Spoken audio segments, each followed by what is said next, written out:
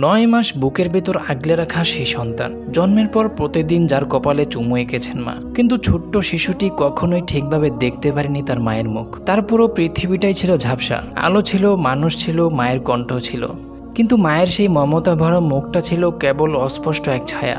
হাসপাতালের নীরব সেই ছোট্ট কক্ষে একদিন ডাক্তার তার চোখে পরিয়ে দিলেন ছোট্ট একটি চশমা। প্রথমে অবাক হয়ে চারদিকে তাকালো শিশুটি, চোখে যেন নতুন এক পৃথিবীর দরজা খুলে গেল। তারপর ধীরে ধীরে তাকালো তার মায়ের দিকে, আর ঠিক তখনই ঘটল সবচেয়ে সুন্দর মুহূর্তটি। প্রথমবারের মতো পরিষ্কারভাবে নিজের মাকে দেখতে পেরে থমকে গেল ছোট্ট শিশুটি। মুহূর্তের মধ্যেই তার নিষ্পাপ মুখে ফুটে উঠল এমন এক হাসি, যে হাসি দেখে চোখের পানি ধরে রাখতে পারেনি কেউ।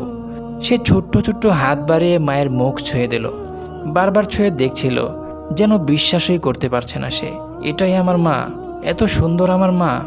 মায়ের চোখও তখন ভিজে গেছে অশ্রুতে, কারণ পৃথিবীতে একজন মায়ের জন্য এর চেয়ে বড় সুখ আর কি হতে পারে, যখন তার সন্তান প্রথমবার তাকে দেখে হাসে। ভিডিওটি সামাজিক মাধ্যমে ছড়িয়ে পড়তেই লাখো মানুষ আবেগে কেঁদে ফেলেছেন। কেউ কেউ লিখেছেন এটা শুধু একটা হাসি নয়, এটা পৃথিবীর সবচেয়ে পবিত্র অনুভূতি। আবার কেউ কেউ বলেছেন একটি ছোট্ট চশমা আজ একটি শিশুকে তার মায়ের পৃথিবী চিনিয়ে দিল।